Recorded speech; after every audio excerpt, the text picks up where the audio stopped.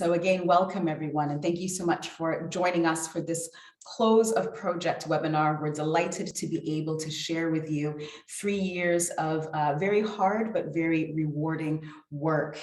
Next slide, please. So my name is Aku Kwame. I'm a technical officer with the Alliance for Health Policy and Systems Research, and I'll be chairing this session today. Before we get into the content of what we want to discuss, we do have some housekeeping. First of all, we will be using our Q&A function. So we will have country presentations interspersed with some presentations of the evaluation and a framework that have emerged from the project and a decision maker roundtable. If at any time you have a question for any of the speakers, please do put it in the Q&A box addressed to the person who you would like to respond to it, and we will feed that into the conversation. But we do also hope to have time at the end of our session for a broader Q&A and exchange. We also are recording the session and will make it available on the Alliance webpage afterwards, so you can review it and watch it again. Next slide, please. So let me start first by sharing a definition, the definition that we have been using to guide this work. And we start with the definition of systems thinking because we understand that systems thinking is a domain that is a little contested and there are not complete agreements on the definition. But we've been using the definition of systems thinking as this: being an approach to problem solving that considers problems as part of a wider dynamic system. And within systems thinking, we are focused mainly on the interactions and the interdependencies, the interlinkages, and particularly the relationships of actors and structures within a system. And we see what those interactions do to give rise to what we observe of the system's behavior. And so systems thinking is a philosophical frame, it's an approach, it's a lens, but it's also a science that has rigorous methods and tools. And so we approach systems thinking as being both science and practice. Next slide, please. And so over the past 3 years, we have been engaging in this initiative that we call the ST-DHS, Systems Thinking for Strengthening District Health Systems. And the two objectives that we started with in 2019 were, number one, to strengthen district health systems, recognizing that district health systems are critical for overall health systems performance, and seeing if we could strengthen the district health system by strengthening the capacities of district managers to be able to apply systems thinking tools in their routine work. We also had a secondary objective, which was really to adapt systems thinking tools and methods to local district manager needs. And we started this work in 3 countries, in Botswana, Timor-Leste, and Pakistan. And we were working with a team of experts from the Swiss Tropical and Public Health Institute.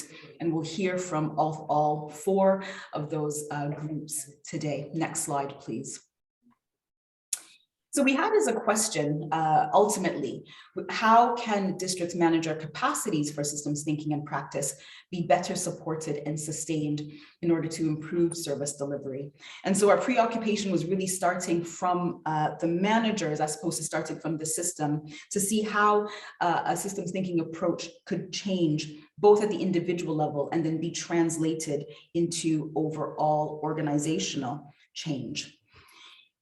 Next slide, please. And so we had questions around what kind of facilitative or research processes were needed. And we started out by working with the Swiss Tropical and Public Health Institute to work with research teams to co-develop the country projects. We started really engaging at all levels, so going to the WHO regional and country offices to try to understand which kinds of contexts were in need of such approach. And once we identified the countries that we could work in, we then launched open calls for proposals, both for the technical support and then also for the country research teams. And the idea was that there would be a cascade of capacity and facilitative and reflective and research work to be able to work with district health management teams around introductions to systems thinking tools and approaches.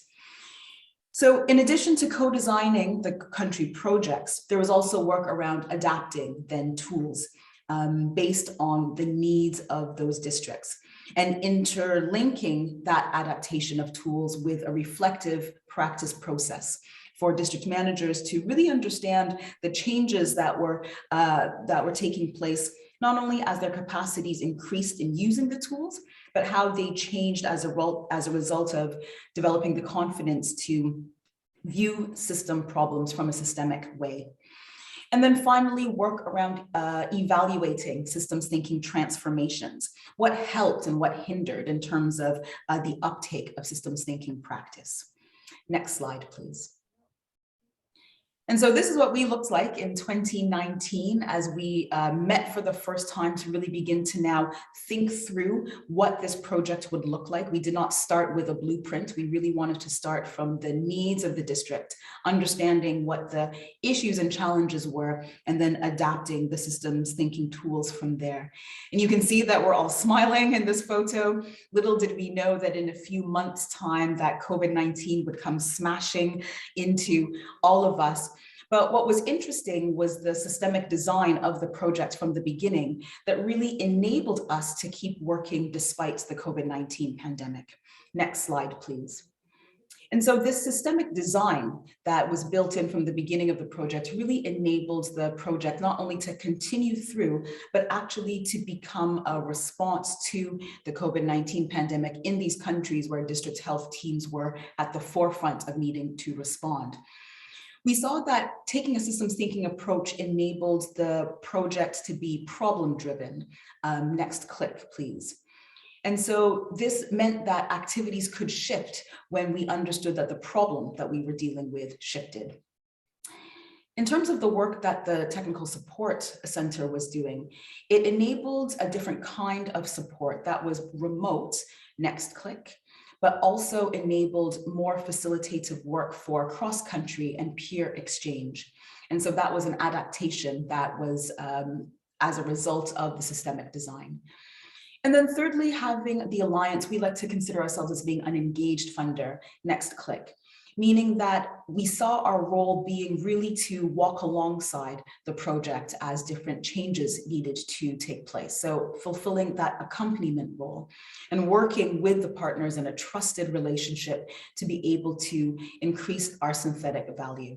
And so we saw that despite the unexpected things that emerged through COVID, the project was able to adapt, respond, and progress. Next slide, please. And so what has the ST-DHS generated? It's generated a wealth of items that in the next 90 minutes, we're going to hear just a little bit about. But there have been through work of all three countries, district level products. So we've seen posters and pamphlets being used and distributed at the district level. Next click. We've seen global skills building webinars and sessions, both at the HSR 2020 meeting that was held virtually in Dubai, but also webinars that the teams have held through SysTac, which leads me to the next point, which is around networks. New networks which have grown out of the community of practice that really came out of this remote working way across the three countries and with the technical support team. And new communities and new projects emerging and new connections and friendships being based around systems thinking practice. We've seen learning. One of the things that we learned from the colleagues last year was that learning was not one of the objectives that we started this project with, but one of the most satisfying outcomes of the project. And ongoing advocacy. We see that the colleagues published on the nature of this digital community of practice last year. Continued advocacy, the work that we have seen coming out of these three countries, both in terms of capacities, but also knowledge generation through the Swiss TPH, is really pushing us as the Alliance to continue advocating for applied systems thinking within health policy and systems research. So this brings me to the end of my very brief introduction. We now want to hear from the countries and hear from the colleagues at Swiss TPH and then have a fuller conversation. We're also very privileged to be able to have a roundtable with decision makers who have been involved and engaged with this process in the 3 countries. So thank you very much. And without further ado, let us go to our first country presentation, and that will be from Botswana. I am delighted to introduce Mrs. Ellen Mokalake, who's the principal consultant in the Department of Public Health at the Institute of Development Management. Now, Ellen has been leading the team in this work over the past few years. It's been a pleasure to work with her. And Ellen, I give you the floor to hear your presentation. Thank you so much. Thank you very much, Aku, for allowing us this opportunity to share with the rest of the world our experiences from the systems thinking for DHMT initiatives. First slide, please. So I just want to start by giving you a background of Botswana's public health system. It's a network of health facilities, hospitals, clinics, health posts that are distributed across 27 health districts. And primarily it is decentralized, with the DHMTs providing the bulk of the primary healthcare services. Now, the key lessons the lesson that we learned from the systems thinking for district health strengthening initiative is how to intervene in a health system challenge. That's the main lesson that we actually learned from this initiative. And in the initial stage of the initiative, we focused on capacity building, on the systems thinking concepts, tools, methods, and approaches on the 2 districts that were participating, one in the north and one in the southern part of the country. And we did all this through workshops. And then in the subsequent part of the initiative, we now focused on identification of systems challenge application of tools to troubleshoot the identified challenges and to identify points of intervention that would have a system-wide effect, and so that we can actually guide the planning and the implementation. Next slide, please. So in the Gaborone DHMT health system challenge that was identified is poor data management. So the fishbone tool actually helped us to dissect the complex and broader data management processes in the DHMT, and we eventually narrowed the health system challenge to poor data quality and utilization. And then the causal loop diagram, it helps us to ascertain the relationships between the root causes of poor data quality and utilization. And then we managed to identify the point of intervention, which was inadequate training on data points, on data management. And this is the point where we realized that, you know, by training data managers, it's going to help us improve the data quality, because data managers will also get to learn about different health management information systems, so that they can actually improve the way they input in data to inform decisions. And then it helps us also to develop action plans and implement. And the implementation started with the purchase of about 27 computers to train the data clerks. Next slide, please. And then in the Northeast districts, the challenge that was identified was the non-compliance with infection prevention and control. Here again, the fishbone was used to conduct a problem diagnosis of non-compliance guidelines, so as to identify the root causes. And the IPC guidelines by the Ministry of Health were also used to map out the ideal IPC protocols to the DHMT as expected to comply. And the process map then was used as a yardstick to identify the DHMTs and compliance, and turned into areas of intervention. Then we brought in the theory of change that was used to map pathways to improving compliance. And finally, also the action plan was developed and implemented to operationalize the plan.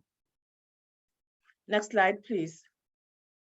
So in conclusion, in both districts, application of the systems thinking tools enables the teams to identify the root causes of health system challenges, as well as their respective points of intervention. And this actually guided the development of action plans and implementation processes. And would say that without the systems thinking, the process would have been resulted in a lot of inconsistencies in intervening for systems challenge in the two districts. So this is how we say we learned how to intervene in a systems challenge. Thank you. Ellen, thank you so much. Thank you for this brief but very rich presentation and overview of what you've done in the past 3 years. There are some questions already from Shahid from Pakistan. Shahid, thank you. We've recorded those and they're excellent questions. We'll bring them up for the broader panel in the end, but already, Ellen, I can see that your presentation is stimulating some provocative thoughts, so thank you. Let's go now to Timor-Leste, and I'm delighted to introduce Mrs. Agustina da C.S. Segurado. Mrs. Agustina is the Director of District Health Services in the municipality of Dili, which is the capital city region of Timor-Leste, and has been deeply involved in this project. And so, Mrs. Agustina, we're delighted to welcome you to give us the experience from Timor-Leste. Over to you. Thank you. Thank you. Good afternoon, Mrs. Akun, and fresh all. The first presentation about the system thinking in Timor-Leste. The first slide, I want to show Timor-Leste system thinking initiative for the strengthened district health system. Initially, system thinking district system implement into health municipalities. One, Dili municipality, it is urban area, and second, BKK municipality, remote area. Target audience for system thinking implementation in Timor-Leste. The first, director health municipality, community health centers manager, chef department for health municipalities, program coordinator, and medical doctors, nurse, midwives, and alliance health staff. The implementation month of May 2002, the system thinking initiative expanded to another 3 municipalities, others Baucau, Maliana, and Covalima. Next slide. Yes. How did system thinking making are different in Timor-Leste? The dissemination of system thinking encourages district health management teams and health professionals to change their mindset to address the problems. The second, with the dissemination of system thinking, district health management teams were able to use system thinking tools to identify the health system challenges. 3. With system thinking, the domain of knowledge, comprehension, and application of district health management team improving. Next slide. Yes. What did the system thinking district system do? We already implement the training workshop of dissemination system thinking through presentation, group discuss with different topics of health system challenge using system thinking tools. What did the system thinking district health system achieve? 1. As a result of the system thinking district health system training workshops, system thinking has now been included in the new training program of health management through partnership between Saint Joe of God and the National Health Institute and Minister of Health. Participant health professional and district health management teams have gained knowledge, comprehension, and application and system thinking tools for COVID-19 immunization rollout. 5 municipalities, Alice Dili, Baucau, Vikeke, Bobonaro, and Covalima, already introduced system thinking initiative to a total of 478 participants, male 218 and male 216 persons. 3 system thinking tools guidelines were produced all the participants during this mission. I think this is my presentation from Timor-Leste. I think we wait for your observation, comment, also have some suggestion. Thank you. Thank you very much, Mrs. Augustina, for that wonderful presentation. There are some questions already that are coming up, and we want to also congratulate the team for getting additional buy-in from other actors who were not part of this project, and we will hear more about that from Mr. Fernandez, but thank you very much. Let's now go to our third presentation, which comes to us from Pakistan. Dr. Shamsa Zafar is a professor of obstetrics and gynecology at the Fazaya Medical College. She's also the country director of Child Advocacy International in Pakistan. And Dr. Shamsa and her team have been leading this work in 2 districts in Pakistan. So Dr. Shamsa, over to you. Thank you. Thank you very much, Apu.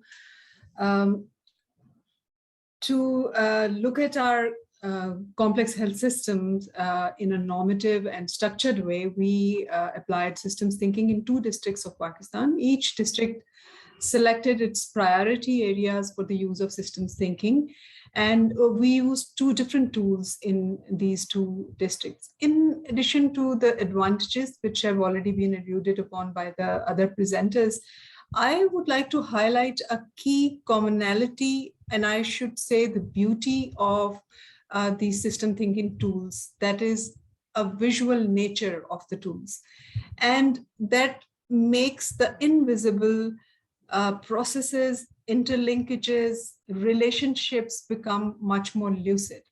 How does that lucidity help the health systems? I'll just explain it to you with the examples. Next slide, please. So we used process maps for COVID-19 contact tracing in Islamabad. And we all know that process maps are good for outbreaks specifically. Also, these maps not only look at the processes in detail, and you can see that in this particular picture, but also look at different stakeholders that are represented here in different colors. In addition to that, you can see that there are lines that are connecting and that are actually showing the interconnectedness of the systems. Now, when this process map was developed for COVID-19 in Islamabad, what became quite visible was the fact that there were certain non-obvious relationships, for example, between health actors and non-health actors who were also helping in contact tracing, which wasn't that obvious. And then there were certain sources of information or stakeholders who had lost, I mean, the focus was no longer there, and later on focus was brought back to those sources. For example, the information about the cases was coming from the hospitals, from the laboratories, but one of the important community source of information was the community health workers, and renewed attention was given to that particular stakeholder.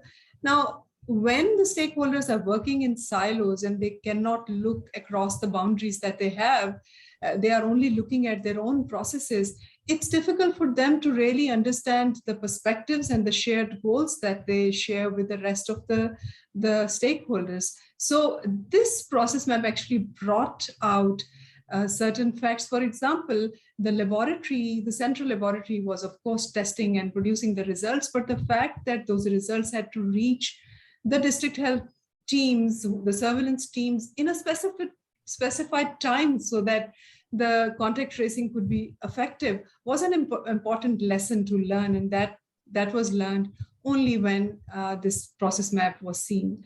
Next slide, please. The other example is from the second district, and here we used the second tool, which was the causal loop diagram. And causal loop diagrams are excellent for looking at the cause and effect relationships, which are often obscure. We think that we know, but unless we really work it out, we come to so many things. And this actually gives us a very clear snapshot. I'm sorry for the small details, but this is a very detailed map that we prepared.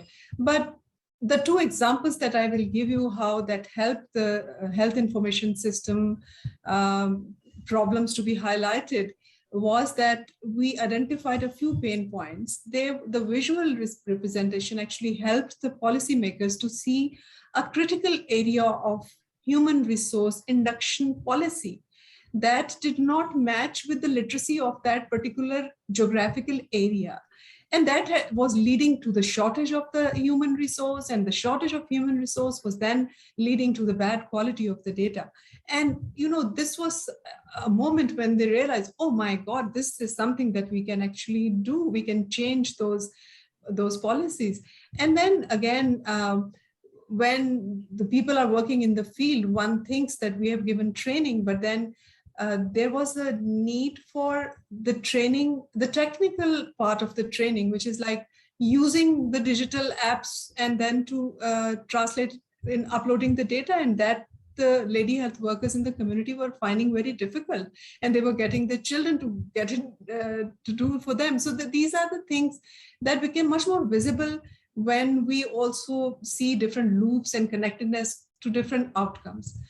So these two examples, I think, tell us, next slide, please, that the visibility of processes not only improves communication and efficiency of a system, but it also helps in understanding shared goals. It helps uncover hidden processes, and it also improves our information systems. Thank you very much. Dr. Shamsa, thank you very much for speaking very clearly and letting us know that just being able to visualize the system sometimes is a great enabler to then intervene in the system. And the two examples that you've given have done that very clearly. So thank you. I know that when we come to speaking to the decision makers, that they'll also reflect a little bit on that. Let us now go to zoom out and look across the three countries. I'm delighted to introduce colleagues from the Swiss TPH, Ms. Carmen Sant and Dr. Daniel Kobos, who have been leading the work from the technical support side and are now going to present the beginnings of their assessment on evaluating the ST-DHS. Both Daniel and Carmen, there's already a question from Shahid around what some of the commonalities, the issues and the challenges have been across the three countries. And I believe that you'll speak a little bit to that in your presentation. So thank you very much, and over to you. Thanks so much, Aku. And thanks so much also for the invitation. This is really exciting. It's very nice to see, all of this coming together. And yes, indeed, I saw Shahid's question and I thought, okay, hopefully we can address that. So today we just wanted to give you a little bit of an overview of what we have done in this evaluation that we are kind of still compiling. So this is early stages of this evaluation. And if we may go to the next slide. Yes, so we adapted the OECD criteria for evaluation, and we basically focused on 4 domains, which are relevance, effectiveness, impact, and sustainability, because we thought this was kind of really what we needed to extract from this work. To do so, we have done two things. On one hand, a document review, which includes kind of looking back at the progress of the evaluation, of the initiative across the 3 countries, activities, as well as kind of the meetings that we have held together. And last and more importantly, we've done key informant interviews with not only the key stakeholders in the countries, but also with the researchers and as well with the funder, to try to really capture everyone's perspective. And the way we did this, if we move next, is we started with a theory of change. And I think all of us, yes, can we move to the next slide, please? Yeah, perfect, thank you. So again, I think similar to Shamsa's point before, there's a lot of detail here. We don't need to look at it in detail now, but basically what we did was trying to capture how this change had happened. And we had different blocks of inputs that are kind of the ones at the bottom, which are on one hand, capacity building, on the other, implementation and reflection, and lastly, analysis strategies. And I think Aku's presentation already nicely pointed to many of these things that we did. And this was not only for the district health managers, but also for the researchers in the countries, as well as for the technical support center. So this was really kind of a very learning experience for all of us. And what we were hoping was that we would have this peer learning, that we would have increased research capacity, as well as increased understanding by the district health managers of their district health systems, as well as how to apply systems thinking tool. And the kind of long-term goal was that all of this work would eventually lead to more holistic and comprehensive district health management planning and budgeting. So hopefully, yeah, that kind of being sustained. And if we move to the next slide, yes, just, I mean, there are a lot of things I would like to highlight. There's not enough time for that. And I see some of the comments already hinting towards the publications that are coming out of this. So please stay tuned. But in terms of relevance, what came out of the evaluation was that this was really timely. And I think Aku also mentioned this, how COVID was not part of the design of our initiative, but we of course had to adapt. And the reason for that was that our initiative was always made or always thought to be addressing the problems or challenges of the districts. And it became very obvious that COVID was at the time one of the main challenges. So applying this systems thinking, this holistic view helped address some of these challenges. In terms of relevance, we didn't have a very structured plan or design. I think also Aku already mentioned this, but this co-design with the district health managers, which was a unique opportunity also thanks to this initial flexible design, allowed us to have a more relevant initiative as we went on. And I must also say that this co-design started before COVID and then continued as we were adapting to the COVID pandemic. In terms of effectiveness, across the 3 countries, and I think you've already seen, the application of the tools was very different. And we had this common lens across the 3 countries, but then because of the capacity from district health managers, because of the time available, and because of the challenge that each district chose to focus on, we applied different tools in each setting. So in the end, we had kind of this common lens, but somehow 6 different initiatives in each district. But these tools help district health managers frame and visualize their challenges, as the other presenters have already brought.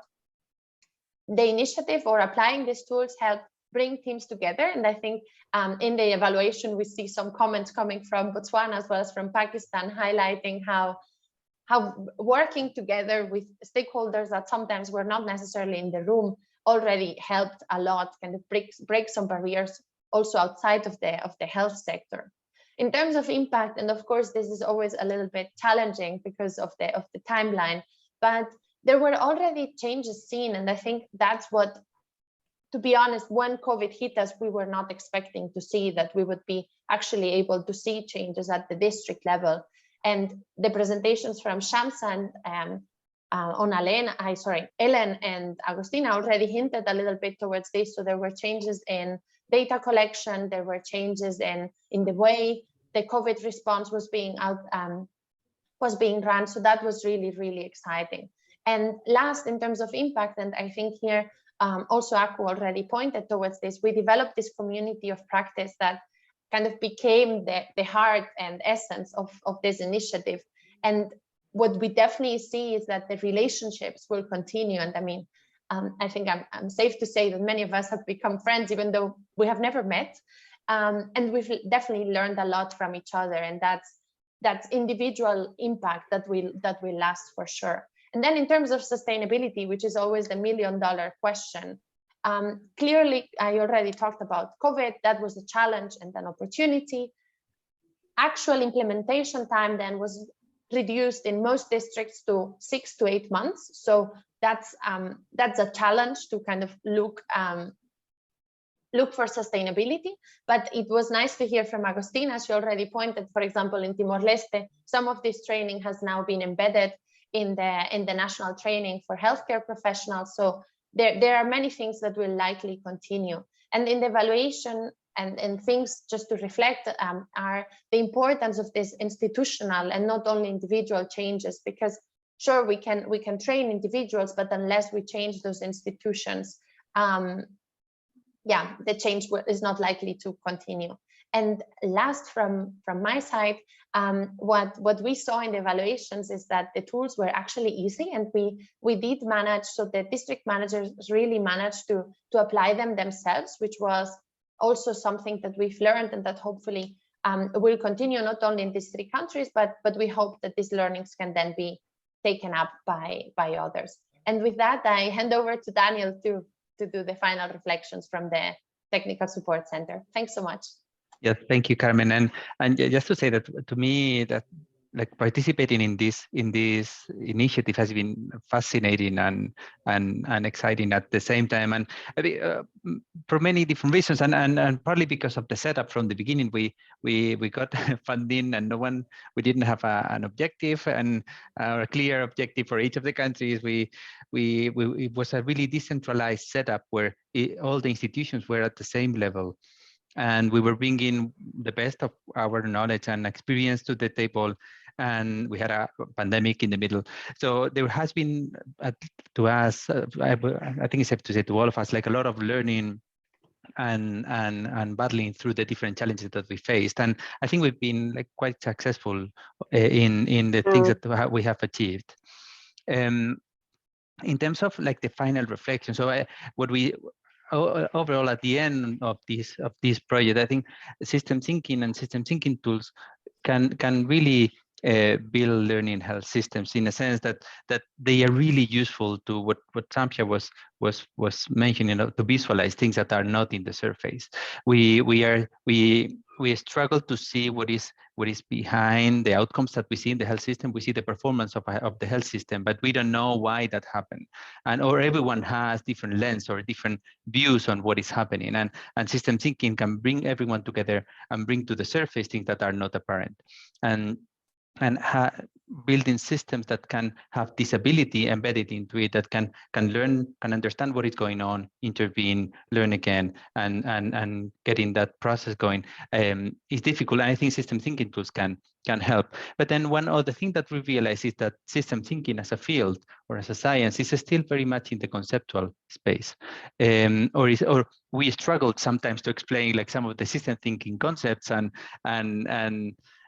we need to still, I think and the teams, primarily the teams in countries, the institutions in Botswana, Timor, and Pakistan, they've done a fantastic job to distill the concepts and bring them to the implementation field, to the district health management teams. But we still have some way to go there in terms of translating like abstract conceptual concepts into really apply things that can be useful for managers, for health professionals. And then also with the initiative, we started it very much focused on the tools, so like bringing tools to the districts, and I think that was useful. But then we also realized that the tools are just that; they are just tools. They are a way to achieve something, and what was in our horizon, like the change of the mindset, is what is important, and the tools are very helpful in changing mindset. So we've seen so many aha moments in the initiative, like when you use the process maps or the causal loop, people is, aha, now I see why this is why this is happening, and those aha moments are hopefully moving the needle a little bit in changing the mindset. And just the last comment on the community of practice, for me, this has been one of the great outcomes of this initiative, that it was kind of unintended and promoted and forced by COVID, but I think it has been one of the big successes of this initiative on how to bring 5 institutions that didn't know each other very much at the beginning together to work together in a project across countries over almost 3 years with really a lot of cross learning and cross support. I think this has been amazing, and actually has evolved into a bigger network of institutions that is the SysTAC, the System Thinking Accelerator from the Alliance, which is even which is wider and better, and hopefully it grows with time. But just to say, I'm closing here, but just to say that this has been an amazing experience, and I think there's a lot of learning, and we are working hard on putting that into different type of papers and documents that you can read at some point. Thank you so much. Over to you, Aku. Daniel, Carmen, thank you so much. Thank you for this really wonderful presentation. Yes, the time is not enough, but I think that you've done an excellent job in synthesizing many of the learnings. And we're getting a lot of questions now that have different sort of entry points, but I think they're all getting at the same point, which is, you know, what is the interplay between the individual versus the organizational when it comes to really fostering and sustaining systemic approaches. So there are questions around base level aptitude. There are questions around, tendencies and perceptions on learnings. There's questions around hierarchy. And so I think that there's this issue, it's a long-standing issue that we've known when it comes to capacity strengthening, but how do the individual traits and the organizational traits interplay? And so I throw that to us to consider in a deeper Q&A session momentarily, but thank you for that presentation. I'm now delighted to welcome some decision maker reflections. We are being joined today by 3 speakers, and I'll introduce them in turn. And we're really privileged to have them all here. Dr. Onalena Setio-Kogwe is currently the Deputy Permanent Secretary. She is the Deputy Permanent Secretary of Health Services, Monitoring, Evaluation, and Quality Assurance at the Ministry of Health and Wellness in Botswana, and has also been involved in the ST-DHS work there. Dr. Zaim Zia is joining us from Pakistan. He is currently the District Health Officer of the Islamabad Capital Territory, and will also speak to us about his experiences with the ST-DHS. And I believe that Mr. Narciso Fernandez is on the call, but I'm not sure. I hope so, because he's also been there from the start, currently as the Director of the Cabinets of Policy, Planning, and Cooperation at the National Ministry of Health in Timor-Leste. So I'll invite Dr. Onalena, Dr. Zaim, and Mr. Narciso to turn on your cameras at this point. We've heard from the research teams, and we want to now hear your reflections on how you've engaged with the ST-DHS. Mr. Narciso, I see you, wonderful, glad that you're here. So maybe I'll come to you first with a question. And we've heard from Mrs. Agustina about the use of systems thinking tools in rolling out the vaccine response in COVID-19. Can you tell us from the national level sort of what that experience was like for you? And from your perspectives, how was a systems thinking approach useful in that regard? Thank you, Mrs. Aku. I was trying to connect, but unfortunately, I got it now. Thank you for that. Thank you all our colleagues from Timor-Leste, Mr. Antonio and Mr. Dominguez. the perspective and lesson learned from Timor-Leste on the system thinking way we have implemented in several districts. In East, we have conducted training to 2 districts, and also in center of Timor-Leste, we have conducted 1 district, and also in the south, and we have conducted 2 districts. So the experience that we have learned in introducing system thinking with the how to support implementation of vaccine rollout in the country, as the data that initially we have we found a problem in terms of how to roll out the vaccine and how to have a proper planning, and also with the system thinking approach. And we were experienced in VKK and also in 1 district in the east, and also in the urban area, which is in Dili. That's the experience after the training to all health center, and they have capacity and they have knowledge on system thinking, how the system thinking itself after the training support them, and they have successfully implement of the vaccine rollout in the country. And the latest update that both districts being undertaken of the system thinking training, because the training we are focusing to the manager of health center, and also the officer at the health center, and also the director and all officer at the district level, and they have knowledge on that, how they are work and as a team, and how to utilize the system thinking to support for problem solving, and we use for that problem identification and planning and implementation. And from that perspective, that experience, knowledge that they have gathered from the system thinking, they are able to implement of the vaccine rollout from Dili itself, reach out for second dose to 80 more percent, and also in BKK, they say compare with those of the district were not undertaken on that training of the system thinking. They have complicated in terms of knowledge, how to organize, work as team, and use the tools to support them to roll out the vaccine. Even though they have the resources available, we have budget available and everything available, but the knowledge of the manager itself is important.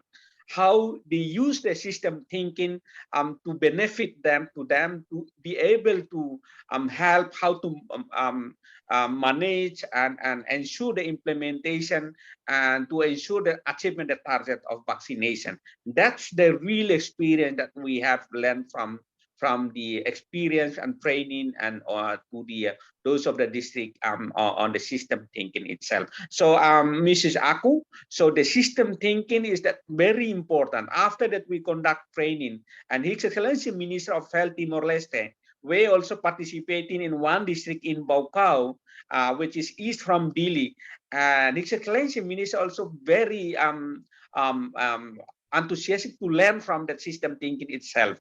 So we expected that this system thinking not to stop by now, but we need to have a continuation of the system, because some of the district we haven't conducted the training, and we need them to also conduct the training.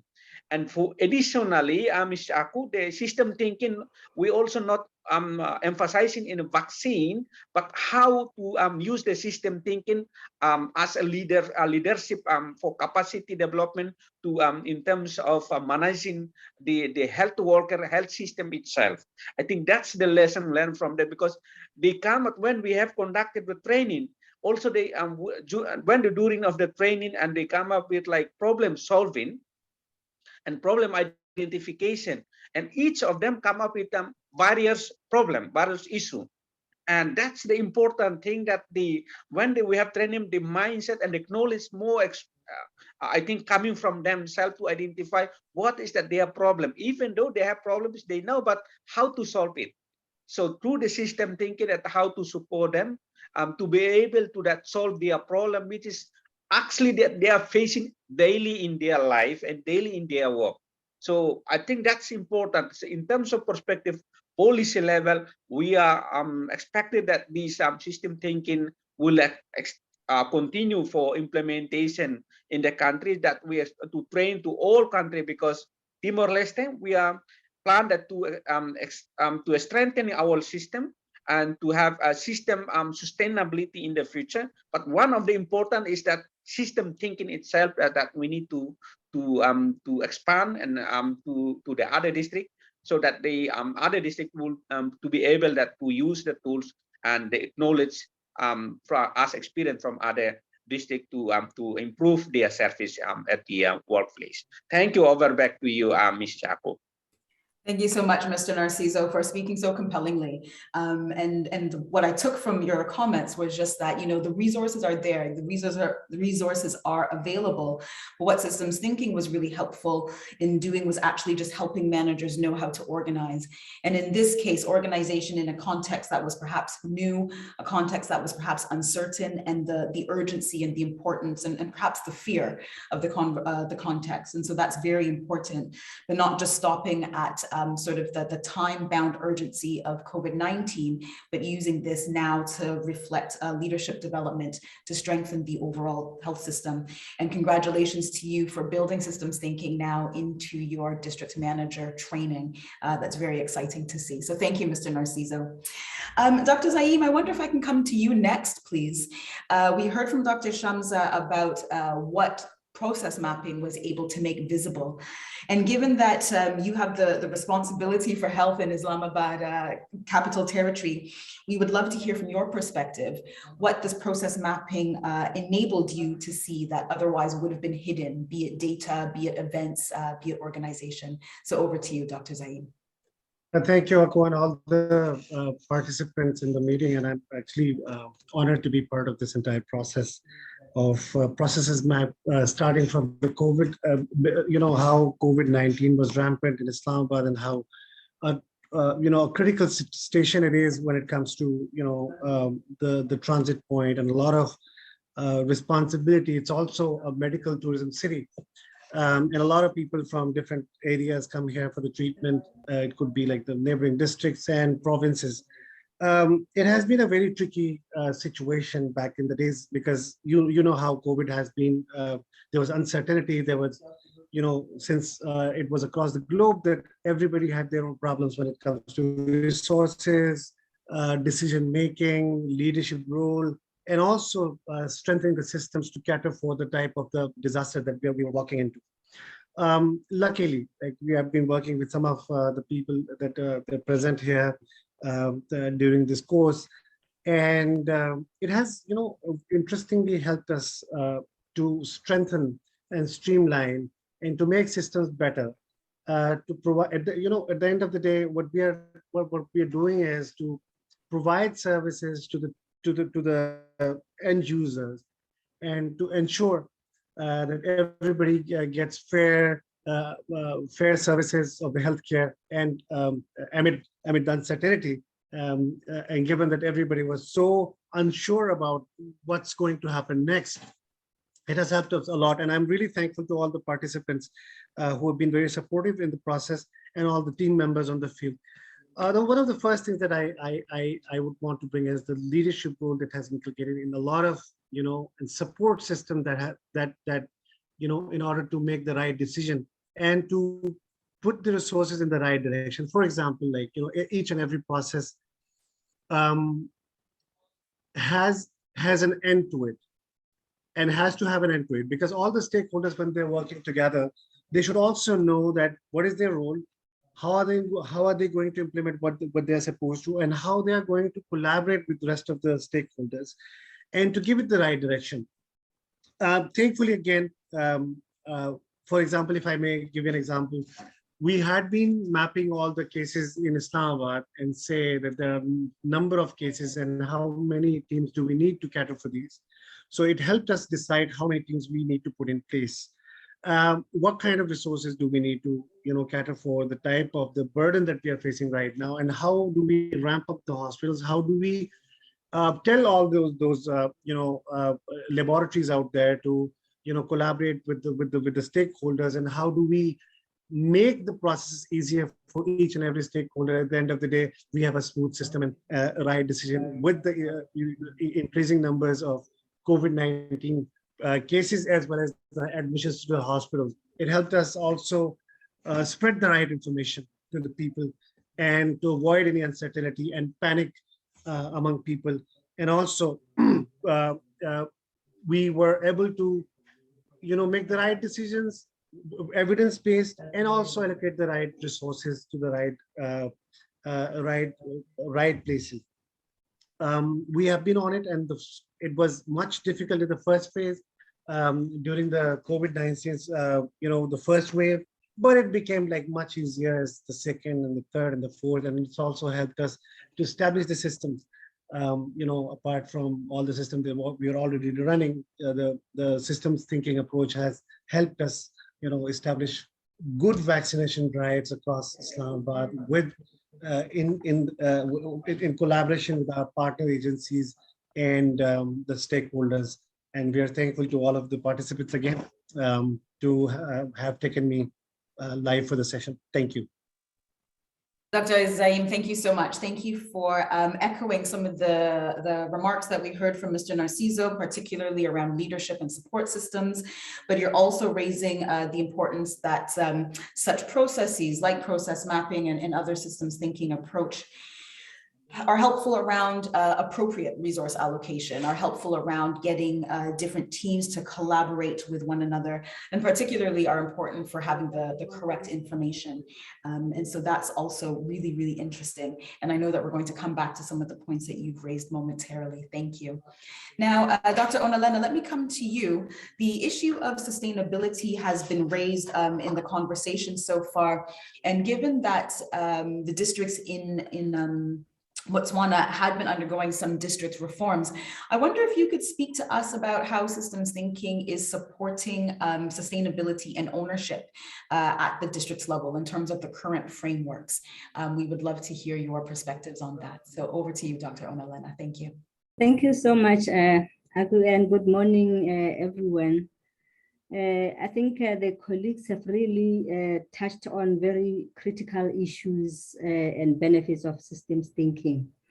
And addressing my issue, systems thinking has really assisted the districts to be able to focus on the challenges. There are so many challenges, but at the end of the day, when you have a lot of challenges, sometimes you become paralyzed.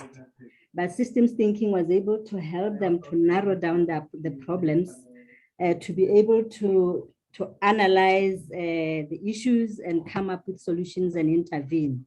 So in terms of sustainability, it was all about looking at those critical problems and now saying, what do we do to improve? And then how do we sustain what we are doing? For example, we have the Greater Gaborone that was looking at one of our headaches as a ministry, which is information management, particularly in the era of HIV, in the era of COVID, when now we are running with vaccines and everything, and we needed that information like nobody's business. So the ability to actually concentrate on that problem, use the systems thinking tools to unravel it, and come up with solutions and actually say, this is how we can manage data, was very, very critical. What we are planning to do now, because at least in the Greater Gaborone, they now have a very clear process of how they are managing data, is for us to take systems thinking approach to other districts, be able to demonstrate using the specific projects that were implemented that actually systems thinking can work. So currently we are working on trying to mobilize resources to provide further training on systems thinking, because we realized that the project was fast and also there was very limited time because of the pressures of COVID. Therefore, we need resources to be able to further continue the work that we are doing, but also to address the other districts that have not been, that have not had the opportunity to be trained. Unfortunately for us also, this is the time when we are budgeting at a national level. So we'll be able to ensure that the budget for systems thinking is included in our budget. We really also want to shine with the projects that have already been done. So we want to approach the leadership of the ministry as a whole, the districts, and actually, showcase what systems thinking can do and how we can use it to actually unravel the challenges that we have as a ministry. One of the things that came out again very clearly, which was very, very positive, was the motivation in terms of the teams. They were really, really motivated. And remember, this was a time when they were very stressed from management of COVID. And the ability to be together, to plan together, to try and understand issues more clearly and drive implementation. We could see them when they were presenting their projects, their final presentations. It was really wonderful to just watch how energetic they were and how motivated they were, and the network that they have built between the two districts. So I think that is how we are working on it here. Thank you. Dr. Onelena, thank you so much. You've raised three important points that I think are worth echoing. One is that even though we often speak about systems thinking as being giving us an ability to zoom out and seeing the broader system, what you raised is that systems thinking was actually very helpful in this case to focus and zoom in and to be able to unravel particular challenges. And already you're thinking about getting some support and some room in the national budget to roll this experience out to other districts. So that also encourages us that even though the ST-DHS was limited by being only active in 2 districts, that the national level sees that value and wants to encourage those kinds of experiences in other districts as well. And then finally, your point about team motivation and the fact that what systems thinking does is really enable people to come together. It's the bringing together and the thinking together and the looking at the system together that actually can increase motivation. So really wonderful reflections there, and you're touching on some of the questions that are coming up from our participants, and we will respond to.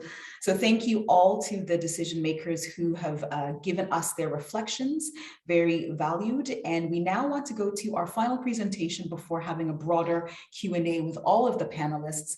And I'm delighted to introduce Ms. Jenna Thelen.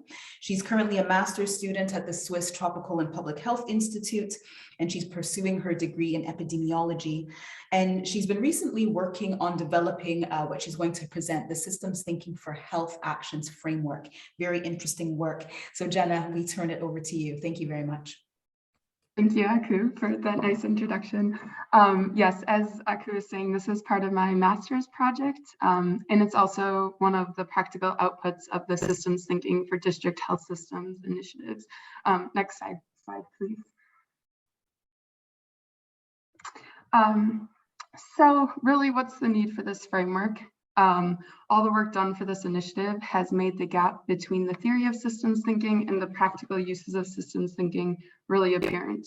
So therefore, we wanted to make a systems thinking framework that can assist in closing this gap by creating an operational tool using a checklist that can be used both prospectively in the creation of health actions and also retrospectively to assess if systems thinking were used in health actions.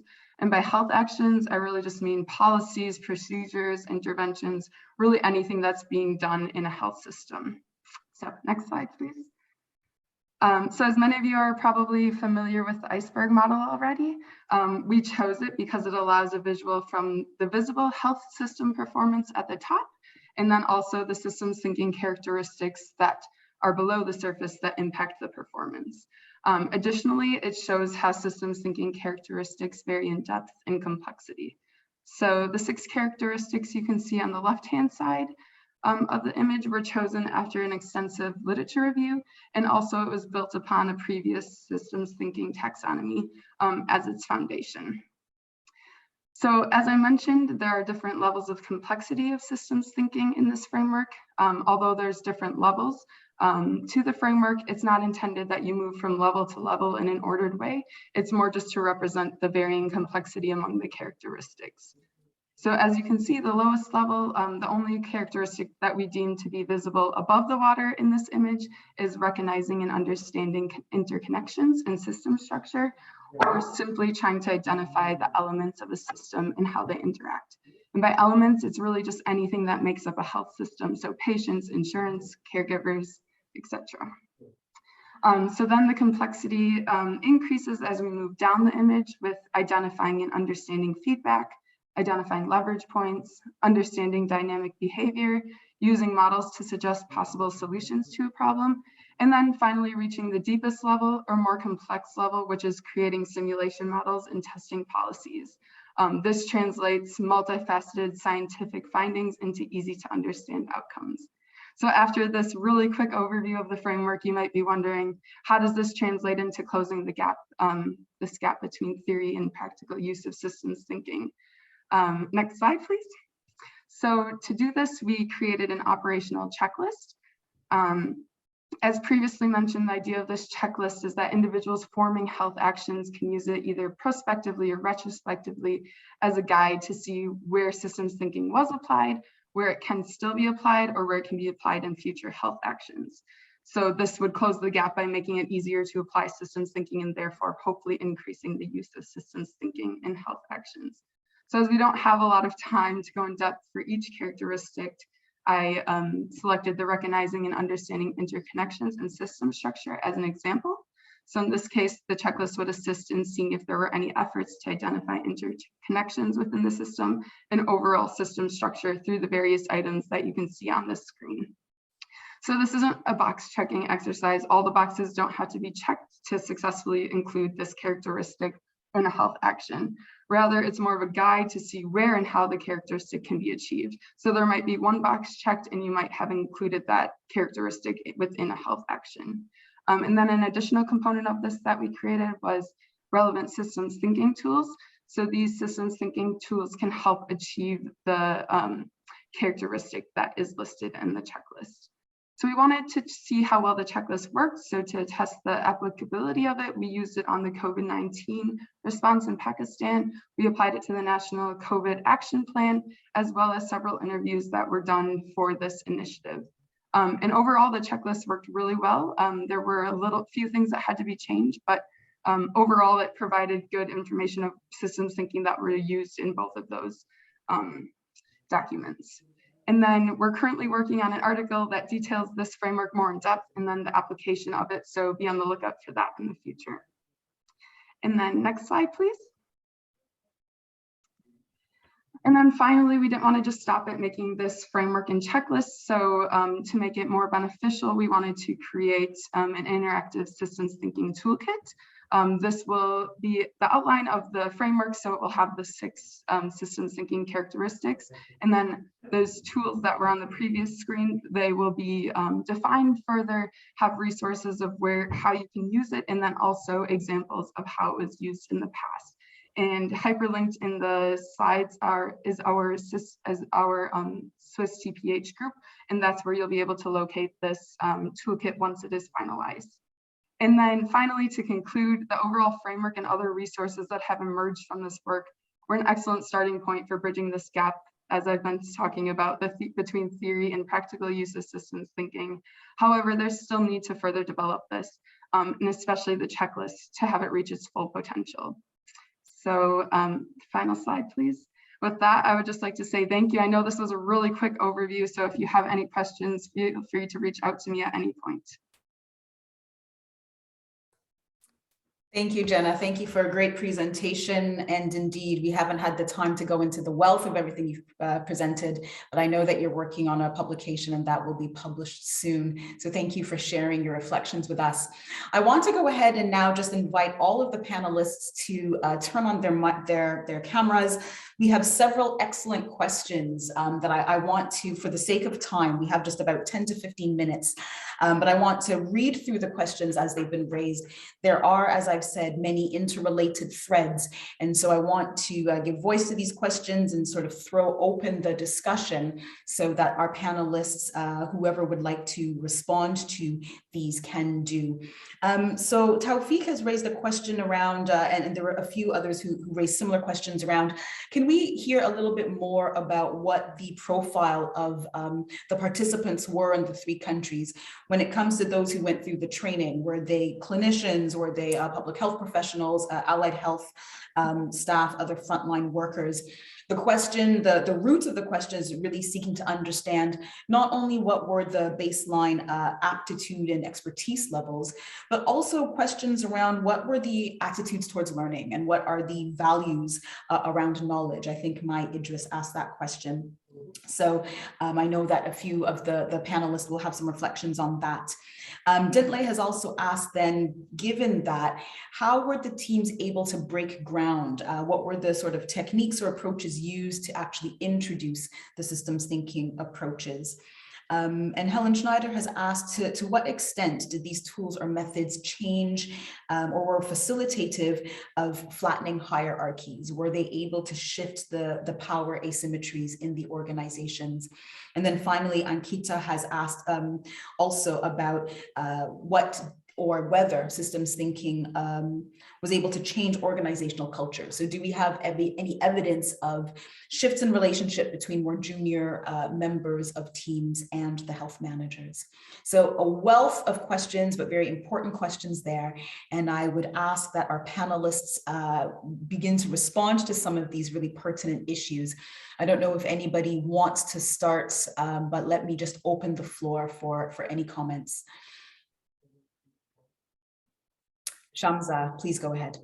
I'll just reply to the last question, which was about how did this process change the dynamics, the hierarchical nature of the district health systems. And we saw this beautiful transition within the district health system. And the basic fact was that when all the stakeholders, and usually it happens is that the stakeholders are only sitting together when there is this one directional sort of messaging, or maybe bringing the problems and taking those back. But an exercise like this, where there is a visual, there is a tool, and all of the stakeholders are working around that and thinking around that. And also, I should mention the role of the reflective exercises that we had with those teams. So that helped everyone in the team from every level, from each level, to have a voice and to reflect upon what experiences they had and how they would, what their views are to contribute to the system or to the processes. So when especially we made the process map in Islamabad, we saw this, that within no time, and when we did more reflective exercises, the whole team was like gelled, and there was many of the people who were not talking in the initial first or 2 meetings. They were quite vocal, and because of the fact that they felt valued, their opinions were important, and this was realized by the seniors as well. So I think that was great, and that automatically happens when we use these tools to develop a shared understanding, I think. Thank you very much, Dr. Shamsa. That's a great example. And the sharing of understanding, I think, is so important and so fundamental to systems thinking. Any other panelists wish to reflect on any of the issues that have been raised so far? Yes, Ellen, please go ahead. Okay, I'll respond to the issue regarding the professionals that were involved. It was just a mix of professionals. We had doctors, we had nurses, we had data managers, we had performance improvement officers. So it was just across, different levels of the DHMTs. And at times the problem identified, like the one from Gaborone DHMT on data management, actually dictated the type of people to be involved, the kind of professionals to be involved in that, in addressing that problem. So it was just a mix of all professionals that were available at that time. Thank you. Thank you very much, Ellen. I'll come, Daniel, to you and then Mr. Narciso next. Thank you. Yes, thank you. Yes, just a point on a link to both comments from Ellen and from Samsha, because when it comes to the what type of professional background or whether like system thinking could be difficult to understand or not, or to integrate by district managers, I don't think that from what I've seen in the initiative, that wasn't the problem. So in a sense, there is a lot of debate on what is system thinking, and the concepts the concept within the system thinking science are very complex. But then we need to find a way to bring that to something that is operational, that is useful for district managers, and the tools are really helpful in that sense, and we need to find a way to translate system thinking, complex system thinking concepts into something that is operational, and don't expect district health managers or health professionals being advanced in the science of system thinking, because that's not the point. The point is that we use the tools and the approach to change the mindset and to have better health system performance, and not to, well, if that happened, that would be great, but I don't think that's the objective. Great, thank you very much, Daniel. So lots of thought here. Mr. Narciso, let me come to you next, please. Yeah, thank you, Mrs. Ako again. The participant from Timor-Leste, they came from various positions and also various responsibility in the level. Some of them have responsibility in a logistic area. Some of them responsibility in a program area, such as like maternal child health, immunization, and so on, so forth. In addition to that, some of them also from the implementation level, from the health post, which is far from the health center. So we brought all of them together, and they are not realized that some of them, they actually facing the difficulty and problem in their daily work related to the logistic issue and ambulance issue, and also the management of daily their work. So they try that during for the in the implement or the training and they conducted, and they try to understand each of them, because when we come up with the tools of the identification of problem or problem mapping, then they will come up with each of issue, and they try to understand and discuss among of them, and then how to solve together. That's the important.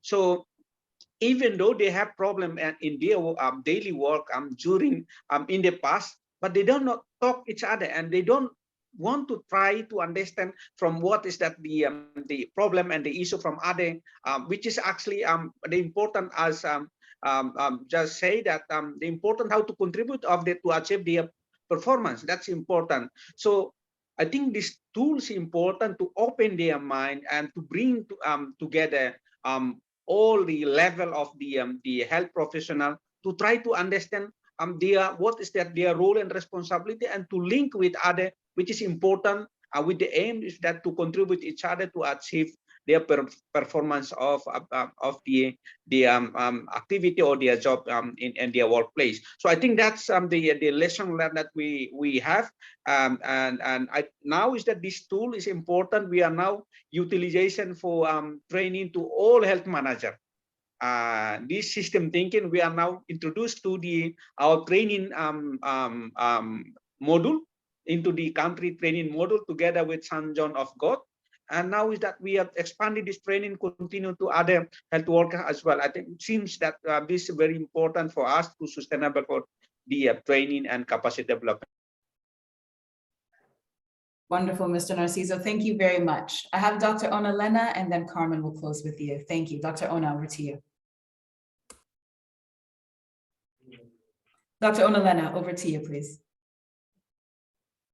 Thank you. I just wanted to add to Ellen and other panelists who indicated that the teams were actually multidisciplinary, and also take it further to look at the hierarchies within the teams. We know that health systems are really hierarchical in nature, and people most of the time work in their silos based on their professions. But systems thinking was able to bring them to the table and make everybody feel important, even those who naturally would have considered themselves to be very, very low in the hierarchy. For the first time, now their ideas could be listened to, they could be part of the team, and they could go within a team to go and brief management, and they were listened to. And it was interesting when they were presenting their projects, that it was also teamwork in the presentation. It was not about who is the most qualified or who is the one who is in a senior position in the ministry. It was just teamwork, so everybody could pitch in and present something. So I found that very, very interesting and very helpful. Thank you. Thank you very much, Dr. Onalena. And Carmen, let's close with you, please. Yes, thanks so much, Aku, and thanks so much, everyone. I must say, I can spend hours with this team talking about systems thinking. I really enjoyed it, and I was actually just trying to pick up some of the things that kind of made me think from what everyone was just saying. On one hand, and maybe just picking now on Alena's point, also on this participatory approach, and I think we just don't never say it enough, how systems thinking can also not work if it's not participatory, if it doesn't have this nature of bringing people together, of reaching out. And I think also Shamsa's example in one of the districts was really interesting, because they reached out to the service providers at the community level, and that raised a lot of aha moments, like the example of the lady health workers. Many of those things were the district health managers at that time were just not aware, because there was this gap between people, and just by using these methods, it really allowed to bring people together. And I really like this point of make everyone feel important. And actually, there's a quote from Botswana that I really liked, and I thought I would just briefly mention from the interviews, where one of the district managers said, "Working independently is an inhibitor of progress and enemy of quality." And I think it was very interesting, because I think we didn't necessarily aim for that, but it was a very natural side effect of using systems thinking, this bringing people together. And I think someone in the chat also mentioned kind of how this neutral tool can be unthreatening to bring people together and challenge some of these power hierarchies that, as we know, are there. And then I also wanted to bring Narciso's point, and also Daniel's, in terms of the operationalization of the systems thinking. And I really like Narciso's point on how this helped open people's minds. And I think there was also a question of how we measure that, and it's really, really challenging. And we are really struggling to kind of digest all of these things that we have seen, that we have felt from the different teams, but it's going to be challenging to actually put all of that together into tangible things. And then in terms of what is systems thinking or what isn't, I think that has been a lot of the thinking that we have done during the last 2 years. Do we really need to do systems dynamics modeling to be systems thinkers? And I think that the answer is no. And I think Jenna's work kind of really brings all of that to the point of how this different depth of systems thinking. And I think, well, I'm super excited to see Jenna's framework now kind of like being presented and shared, because it brings together all of our work, all of the work from the district managers, from the researchers in the countries, in something where we are trying to be a little bit more tangible.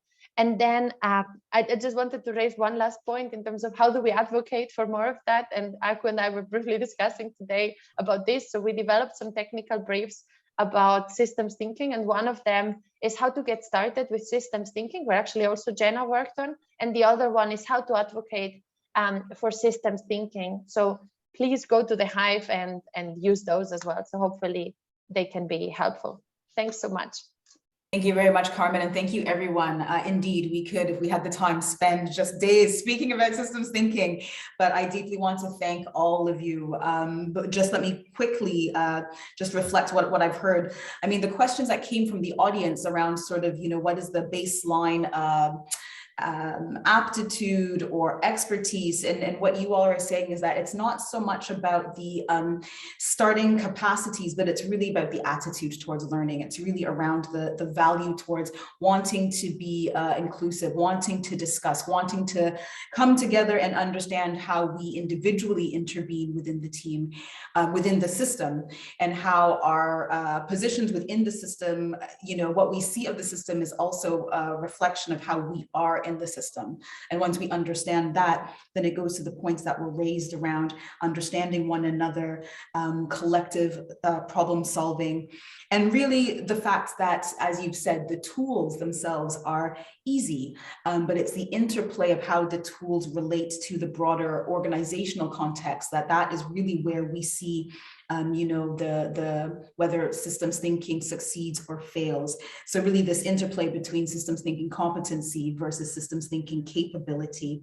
And I think just as a final point to say that indeed systems thinking, the question, who is a systems thinker?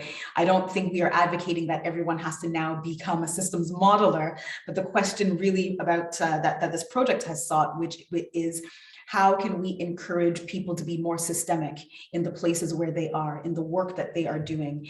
And so I want to thank you all for making that very clear in your experience. Now, to close, I would like to introduce Dr. Abdul Ghaffar, who is the Executive Director of the Alliance. He needs no further introduction, but Dr. Ghaffar is here, having been with this project from the very beginning. In that Dubai meeting, you saw him in the photo. He's here to share his closing reflections with us. So Dr. Ghaffar, please, over to you. Thank you, Aku. Thank you, colleagues. And I know we are running out of time, so I have just 4 points to share with you. First, I just want to tell you that system thinking has always been a key pillar of the Alliance. The 2009 flagship report was the first time that system thinking concepts were introduced to the health system strengthening.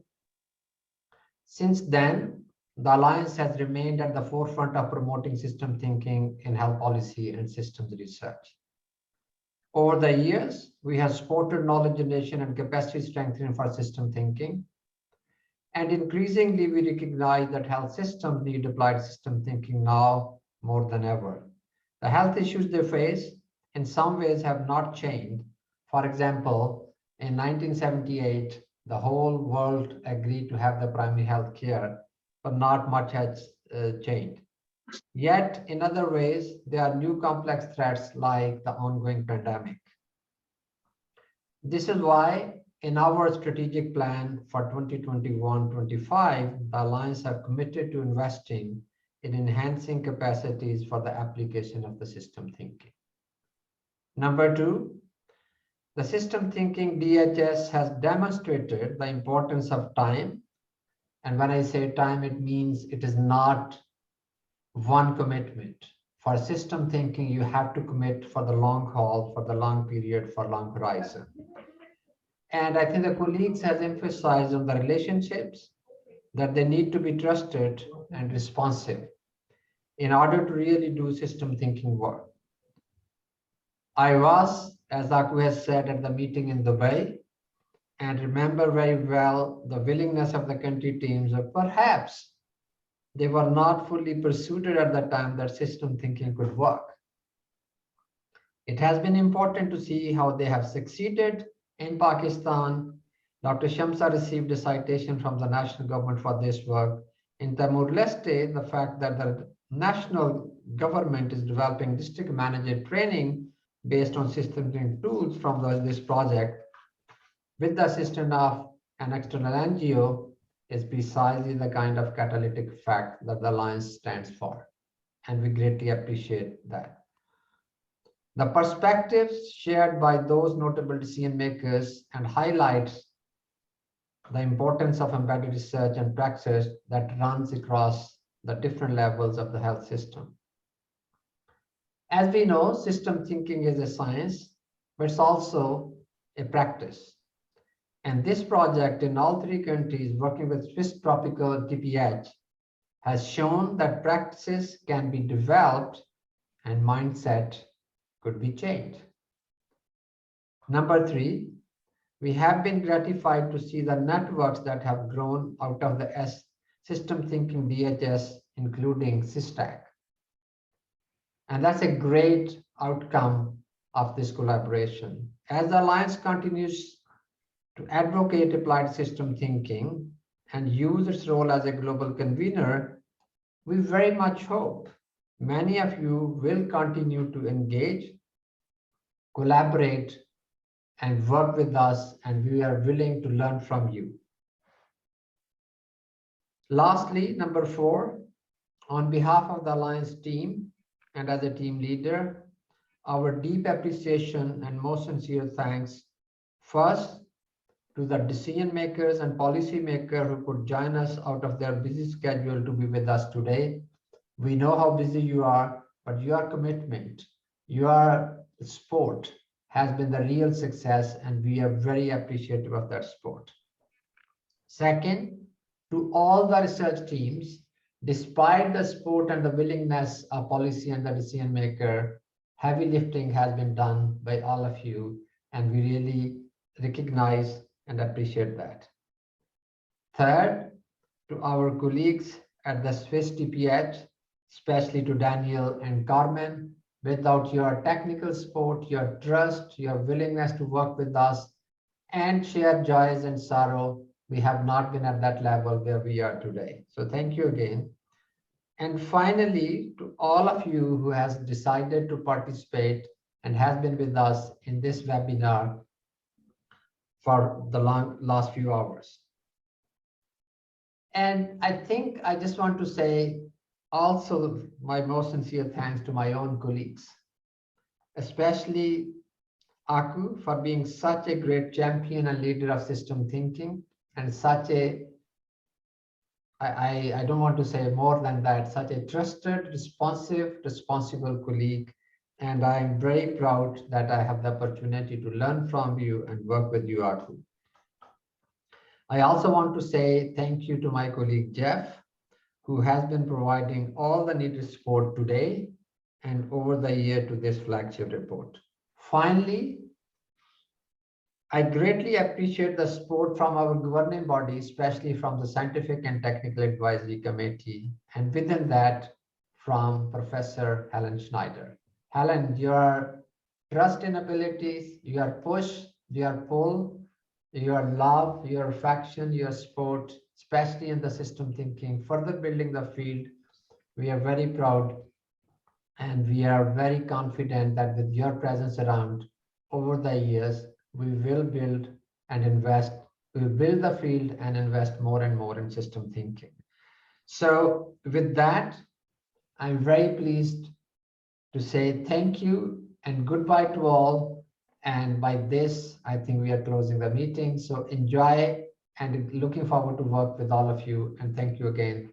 Thank you, everybody. Bye-bye. Thank you, everyone. Bye-bye.